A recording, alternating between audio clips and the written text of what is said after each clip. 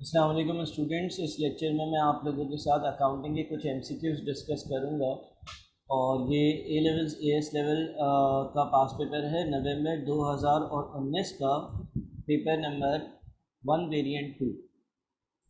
तो questions solve करते हैं। टोटल 30 क्वेश्चंस हैं, 10-10 क्वेश्चंस कर कर हम सॉल्व करेंगे।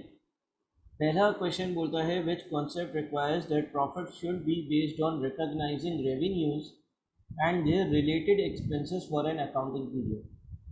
कौन सा अकाउंटिंग कॉन्सेप्ट हमें ये कहता है कि जब आप रेवेन्यूज़ रिकॉग्नाइज करो या रिकॉग्नाइज रेवेन्यूज़ जब रिकॉग्नाइज हो रहे हो तो उनके रिलेटेड जो एक्सपेंसेस हैं वो उसी अकाउंटिंग पीरियड में हम रिकॉग्नाइज कर रहे हैं। अब अकाउंटिंग कॉन्सेप्ट्स का एक हैंड आउट है, उसमें ये सारे कॉन्सेप्ट्स डिस्कस हुए हैं और हमारा सही आंसर जो है इस सवाल का वो होगा मैचिंग कॉन्सेप्ट। मैचिंग कॉन्सेप्ट ये कहता है कि रेवेन्यूज़ को उनके रेलेवेंट एक्सपेंसेस से मैच कर कर और उसी अकाउंटिंग पीरियड में एक्सपेंस आउट करा जाना चाहिए। दूसरा क्वेश्चन है a business buys a non current asset and decides to apply the straight line method of depreciation. The accountant forgets to include an estimate of scrap value in the calculations. Which statement are correct? Number one, the annual depreciation charge is too high, the annual depreciation charge is too low, there is likely to be a loss on disposal in the future, there is likely to be a profit on disposal in the future. देखिए, late से assume कर लें कि आपने एक asset ख़रीदा और उसकी कॉस्ट 100 थी। उसकी जो स्क्रैप वैल्यू थी, स्क्रैप वैल्यू यानी कि आपका एक अंदाज़ा था कि भाई इसको लेट से 4 साल चलाऊँगा और 20 में ये बिक जाएगी चीज़, और लेट से इसकी जो यूजफुल लाइफ थी वो 4 साल थी। तो आपकी सही डेप्रिसिएशन स्ट्रेट लाइन मेथड पे कैसे कैलकुलेट होती है? Cost minus scrap value divided by useful life, यानी कि ये डेप्रिसिएशन आपकी होनी चाहिए थी। अच्छा, फिर 4 साल ये एसेट चलता तो 100 माइनस 20 की डेप्रिसिएशन 1 साल बाद, दूसरे साल बाद 20, तीसरे साल बाद 20, चौथे साल बाद 20। तो इसकी जो क्या कहते हैं नेट बुक वैल्यू चौथे साल के आखिर में बच जाती, वो 20 बच जाती। और फॉर एग्जांपल लेट से ये अगर 20 का ही बिकता है, हम एज्यूम करते हैं कि जो डिस्पोजल वैल्यू है वो भी 20 ही है, तो क्या होगा? क्या आपको नो प्रॉफिट नो लॉस होगा? आपने 20 रुपये के स्क्रैप वैल्यू वाली 20 रुपये की नेट बुक वैल्यू वाली चीज़ 20 पे ही बेची। अब सवाल का ये कहना है कि व्हाट इफ़ क्या आप ये स्क्रैप वैल्यू कैलकुलेशंस में भूल जाओ, तो होता क्या कि अगर मैं स्क्रैप वैल्यू भूल जाता तो cost minus scrap value, scrap value minus करता ही नहीं, यानी कि ज़ीरो माइनस होता है, डिवाइडेड बाय यूजफुल लाइफ यानी कि 4। तो डेप्रिसिएशन कितनी आती है? 25। इसका मतलब ये हो गया कि अगर मैं स्क्रैप वैल्यू इग्नोर कर देता तो मेरी जो डेप्रिसिएशन है जितनी होनी चाहिए उससे ज़्यादा होती, यानी कि the annual depreciation charge is too high. Because जब आप स्क्रैप वैल्यू भूल जाओगे, स्क्रैप वैल्यू को कैलकुलेशंस में नहीं लोगे, तो जो सब्ट्रैक्शन होती है स्क्रैप वैल्यू की वो नहीं होगी और कॉस्ट यूजफुल लाइफ से डिवाइड हो रही होगी। हालांकि हकीकतन होनी क्या चाहिए थी? Cost minus scrap value divided by useful life से डेप्रिसिएशन आनी चाहिए थी, पहली बात। दूसरी चीज़, जब आप एनुअल डेप्रिसिएशन 25 रखोगे तो होगा ये कि कॉस्ट में से पहले साल डेप्रिसिएशन 25, दूसरे साल 25, तीसरे साल 25, चौथे साल 25, 4 साल बाद इसकी जो नेट बुक वैल्यू होगी वो ज़ीरो पर चली जाएगी। और लेट से अगर आपने ये एसेट 20 में बेचा तो आपको 20 का प्रॉफिट नज़र आ रहा होगा, यानी कि आप ये भी कह सकते हो कि there is likely to be a profit on disposal in the future. अब ये कुछ वैल्यूज़ लेकर मैंने एग्जांपल करी है, लेकिन आप कोई और वैल्यूज़ लेते तो भी यही दोनों प्रॉपर्टीज़ प्रूव हो रही होती कि डेप्रिसिएशन हर साल ज़्यादा होती, और क्योंकि हर साल डेप्रिसिएशन ज़्यादा होती तो स्क्रैप वैल्यू कम होती, और क्योंकि स्क्रैप वैल्यू कम होती, सॉरी नेट बुक वैल्यू कम होती, तो प्रॉफिट्स ज़्यादा होते। विच मीन्स कि इसका आंसर जो होगा वो भी होगा 1 एंड 4। थर्ड क्वेश्चन पर चलते हैं। The table gives information relating to the non current assets of a business, और आपको कुछ इन्फॉर्मेशन दी हुई है। What is the net worth value of disposals during the year? बड़ा आसान सवाल है। हम हमारा जो नॉन करंट एसेट्स का नेट बुक वैल्यू का टी अकाउंट होता है ना, वो बना लेते हैं। तो अगर मैं नॉन करंट एसेट्स का नेट बुक वैल्यू वाला टी अकाउंट बनाता हूँ तो उस टी अकाउंट में टॉप पर मैं लिख देता हूँ नॉन करंट एसेट्स, और ब्रैकेट में लिख देता हूँ नेट बुक वैल्यू। ठीक है, नेट बुक वैल्यू का नॉन करंट एसेट्स का अकाउंट बनाया है, इसमें एक ब्रॉड डाउन होगा। आप देखें net book value at the beginning of the year 16,000 है, ठीक है। उसके बाद net book value at the end of the year जो है वो 25,000 है, यानी कि जो कैरी डाउन है वो 25,000 है, ठीक है। Depreciation charge for the year 5,000 है। डेप्रिसिएशन एक्सपेंस डेबिट और नेट बुक वैल्यू वाला अकाउंट क्रेडिट, तो डेप्रिसिएशन एक्सपेंस 5,000। उसके बाद additions at cost during the year 22,000 है। एडिशंस की डबल एंट्री पास होती है नेट नॉन करेंट एसेट्स का अकाउंट डेबिट और बैंक का अकाउंट क्रेडिट, तो यहाँ पर आपके पास एडिशंस है।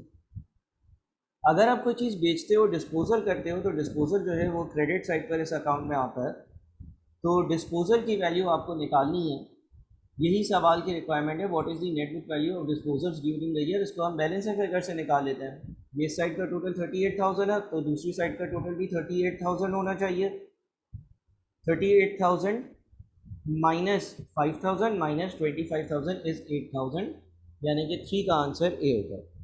जो भी स्टूडेंट्स हैं, आप लोगों को अगर कोई क्वेरी होगी तो आप लोग मुझसे लाजमी तौर पर पूछ सकते हैं। तो आपका जो आंसर होगा वो 3 का आंसर ए होगा, ठीक है जनाब। क्वेश्चन 4 पर चलते हैं। क्वेश्चन 4 में लिखा हुआ है the accounting year of a company ends on 31st of December. It purchased a warehouse for 100,000 on 1st of January 2013. 1st जनवरी 13 को एक वेयर हाउस खरीदा गया 100,000 का। The warehouse had an estimated useful economic life of 25 years. जो useful life थी वो 25 years थी। The company's accounting policies to depreciate the warehouse using the straight line method. अच्छा, क्योंकि कोई स्क्रैप वैल्यू नहीं है तो जो एनुअल डेप्रिसिएशन चार्ज होना चाहिए वो कॉस्ट माइनस स्क्रैप वैल्यू है ही नहीं, यानी कि 0 डिवाइडेड बाई यूजफुल लाइफ, यानी कि 25, यानी कि 4,000 की डेप्रिसिएशन हर साल होनी चाहिए। On 1st January 2018, the warehouse was revalued at $120,000. अच्छा जी, होता क्या है कि जब आपने नॉन करेंट एसेट खरीदा तो आप हर साल उसकी 4,000 की डेप्रिसिएशन लगा रहे हैं। अच्छा, जनवरी 2013, 1 जनवरी 2013 को ख़रीदा, रीवैल्यूएशन हो रही है 1 जनवरी 2018 को, यानी कि 5 साल बाद। 2013 का पूरा साल, 14 का पूरा साल, 15 का पूरा साल, 16 का पूरा साल और 17 का पूरा साल। 4 साल आपने इस एसेट को इस्तेमाल करा, आप इसको 4,000 4,000 4,000 4,000 के हिसाब से डेप्रिशिएट करते गए।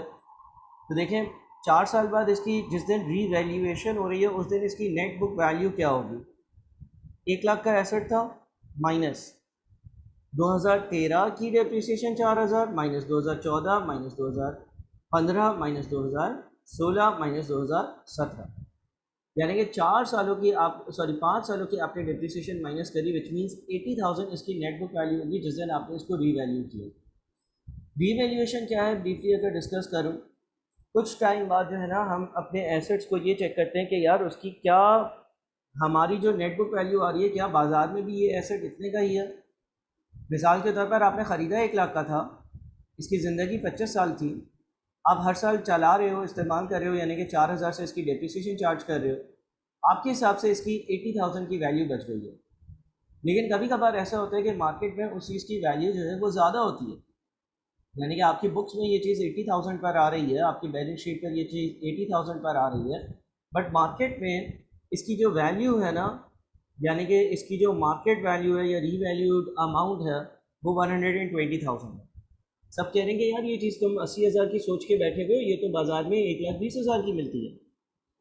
तो आप अपने एसेट की वैल्यू जो है इस रीवैल्यूएशन पर लेकर जाने के लिए रेलेवेंट अमाउंट यानी कि 40,000 से बढ़ा देंगे।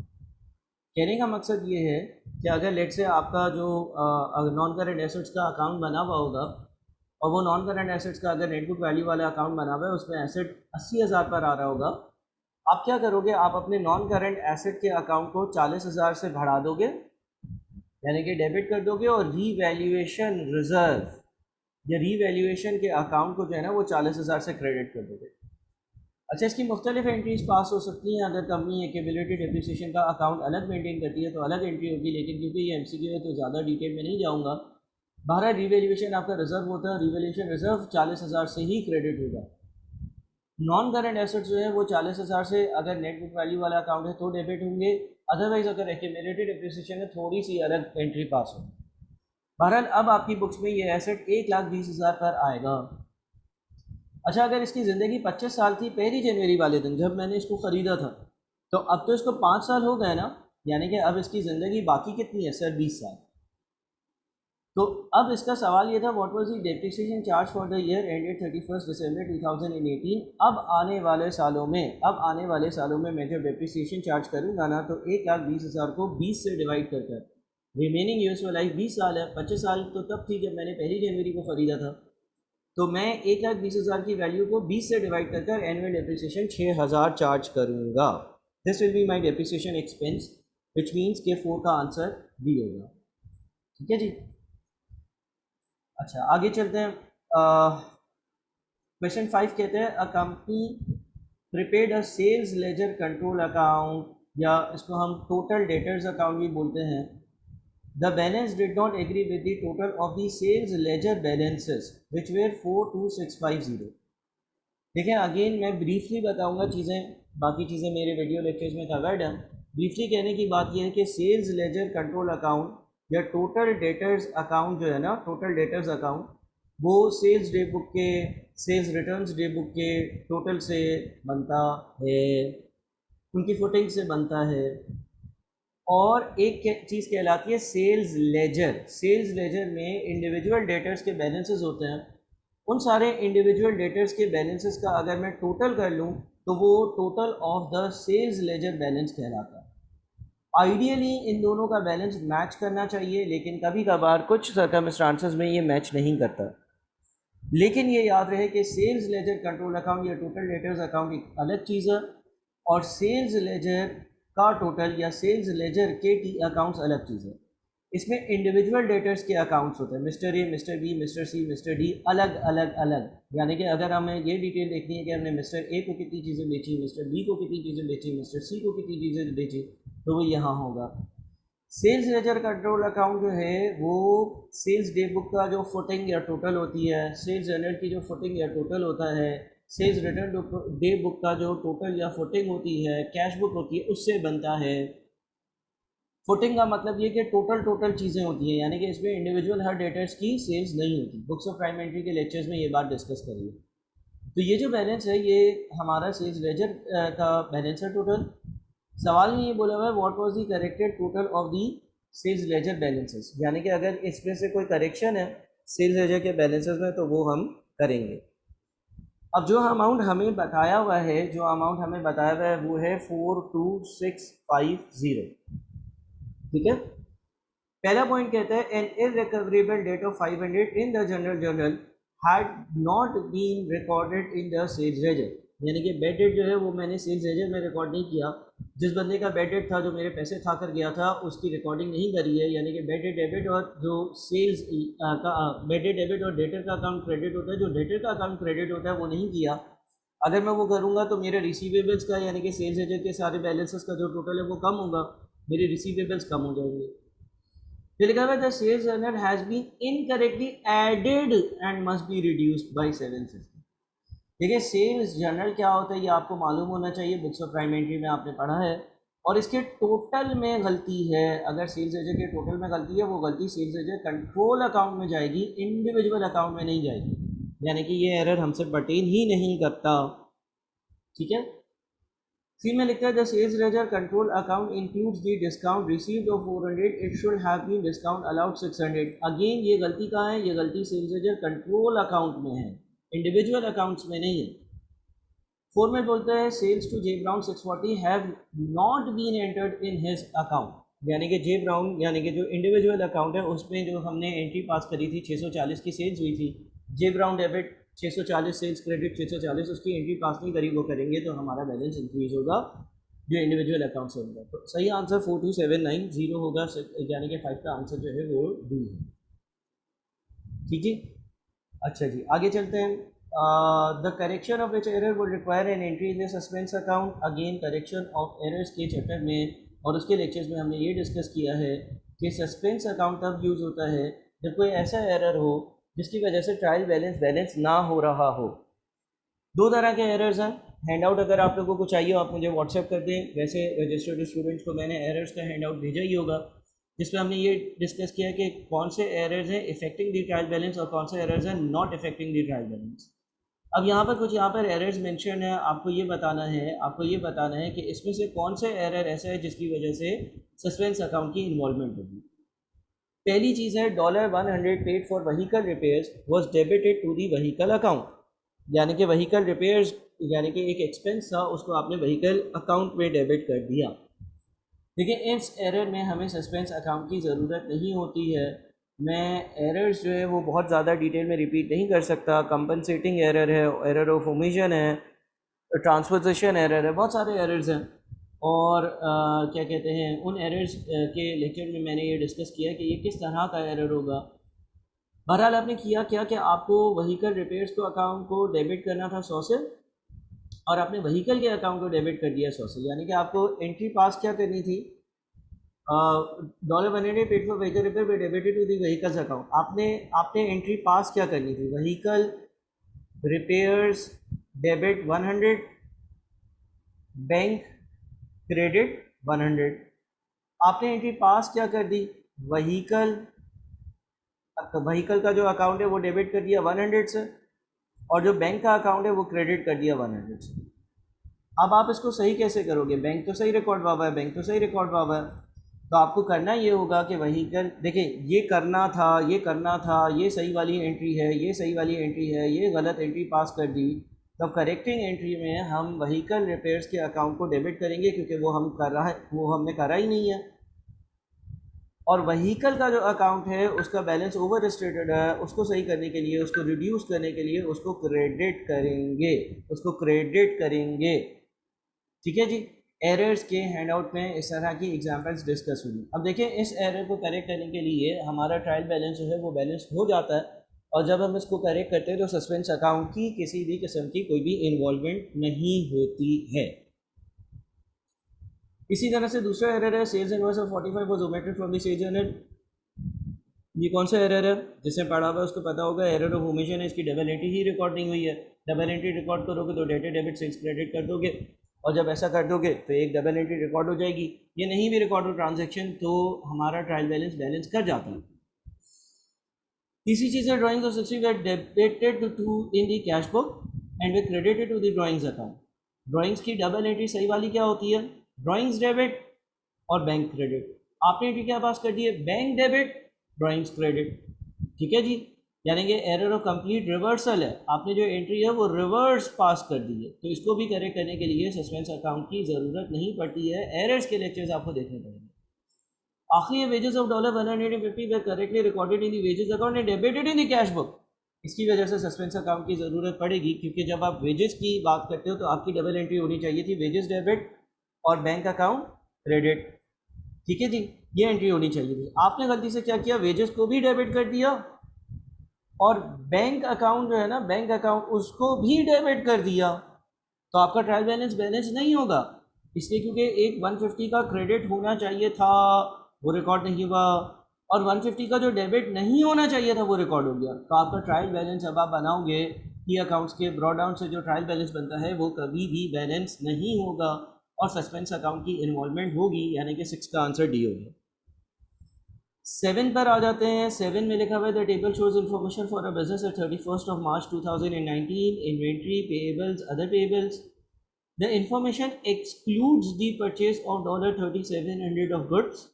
These goods were delivered on 31st of March, but the invoice states that legal title to the goods does not pass until payment is received. Which value should appear in the statement of financial position at 31st of March 2019? अच्छा जी, देखिए आपको ये समझने की ज़रूरत है कि हमें हमारे IFRS ये समझाते हैं कि अगर आपके पास गुड्स रिसीव हो गए ना, अगर आपके पास गुड्स डिलीवर हो गए, रिसीव हो गए, अगर आपकी मौजूदगी में है, तो वो फिर आपके गुड्स का पार्ट बन जाता है। ये जो यहाँ पे लिखा हुआ है ना कि जब तक तुम पैसे पे नहीं करोगे तब तक ये गुड्स तुम्हारे नहीं हुए, but the invoice states that legal title to the goods, legal title to the goods does not pass until payment is receive. जब तक पेमेंट रिसीव नहीं होगी तब तक ये चीज़ तुम्हारी नहीं हुई, ऐसा नहीं होता। ठीक है, हम जब कोई चीज़ क्रेडिट पर परचेज करते हैं तो हम उसकी पेमेंट नहीं करते हैं, फिर भी वो हमारी इन्वेंट्री ही होती है। बात समझ में आ रही है? तो इस हिसाब से करना ये होगा कि अच्छा ऊपर ये 3700 एक्सक्लूडेड है, इंक्लूड करे ही नहीं है इसका। भाई आपने अगर 31 मार्च को ये चीज़ें रिसीव कर ली थी, अगर आपने 31 मार्च को ये चीज़ें रिसीव कर ली थी तो ये आपकी इन्वेंट्री में आ गई, ये आपकी इन्वेंट्री में आ गई, तो ये आपकी इन्वेंट्री को बढ़ा देगा और इन्वेंट्री में रिकॉर्ड करना चाहिए, यानी कि 16,100 की जो इन्वेंट्री है उसमें आप 3700 इंक्रीज़ कर दो। और आपकी जो पेबल्स 5,200 के हैं, पेबल्स भी इंक्रीज़ कर दो, क्योंकि ये जो आपके पास 5,200 के पेबल्स हैं, अब आपने ये 3,700 की भी पेमेंट करनी है, इसको एज अ पेएबल बुक करना है, अपनी ट्रांजैक्शन को रिकॉर्ड करना है, परचेजेस को डेबिट, पेएबल्स को क्रेडिट करना है, जिसकी वजह से इन्वेंट्री भी बढ़ेगी और पेएबल्स भी बढ़ेंगे। अदर पेएबल्स में कुछ भी नहीं होगा, वो 2,000 ही रहेंगे। अदर पेएबल्स ट्रेड पेएबल्स से अलग होता है। ट्रेड पेएबल्स का मतलब ये है कि जिनसे मैं इन्वेंट्री ख़रीदता हूँ, ट्रेडिंग का माल ख़रीदता हूँ, उनकी लायबिलिटी। अदर पेपर्स में बहुत सारी चीज़ें आ सकती हैं, एक्रूवल्स आ सकते हैं, या कोई अगर इलेक्ट्रिसिटी वगैरह का बिल जो है उसका एक्रूड एक्सपेंस है, इंटरेस्ट एक्सक्लूड है, वो चीज़ें आ सकती हैं, तो वो चेंज नहीं होगा, यानी कि 7 का आंसर डी होगा। 8 पर चलते हैं। 8 में लिखा हुआ है business has valued some of its closing inventories at cost, their net realisable value is lower than cost. IAS2 international accounting standard 2 ये कहता है कि आप अपनी इन्वेंट्री को लोअर ऑफ कॉस्ट और NRV पर बुक करोगे। और इस हिसाब से अगर मैं अपनी इन्वेंट्री को बुक करूंगा तो, क्योंकि सवाल में ये लिखा हुआ है कि NRV कम है, तो मुझे NRV पे बुक करना चाहिए।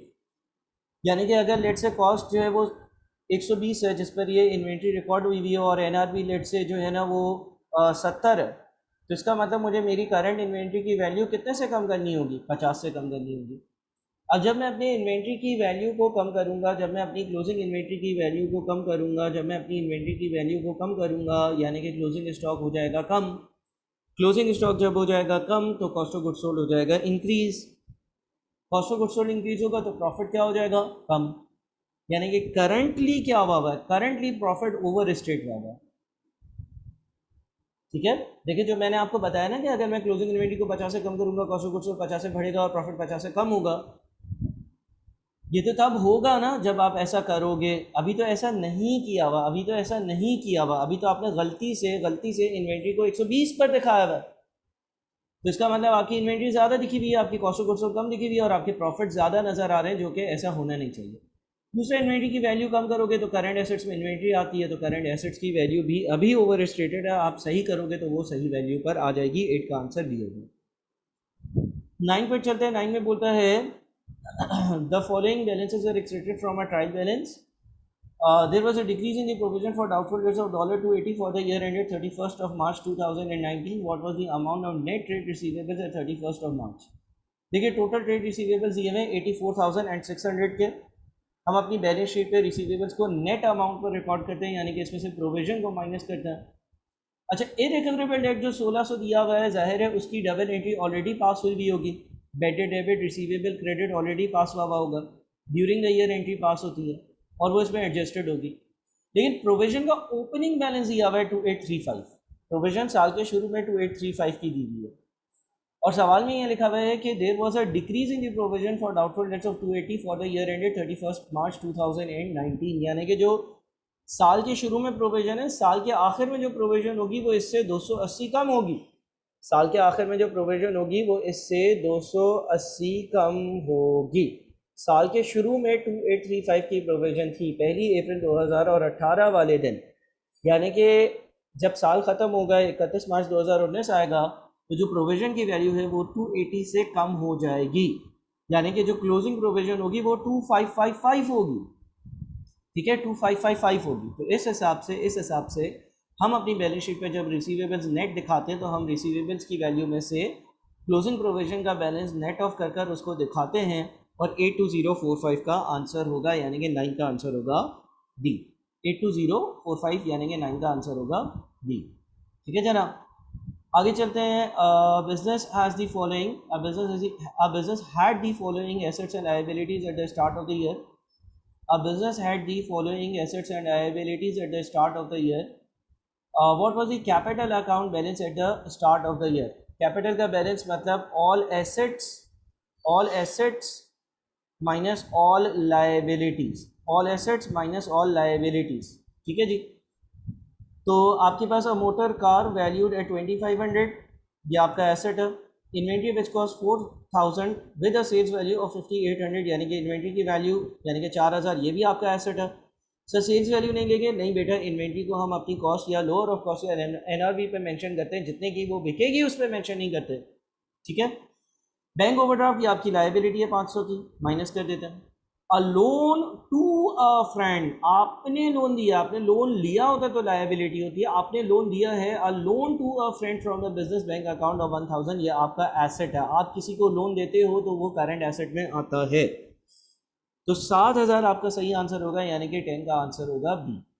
तो जनाब इस वीडियो में मैंने आप लोगों के साथ 10 एमसीक्यूज डिस्कस किए। इंशाल्लाह अगली वीडियो में अगले 10 और उससे अगली वीडियो में उससे अगले 10 एमसीक्यूज को डिस्कस करते हैं। बहुत शुक्रिया, अल्लाह हाफ़िज़।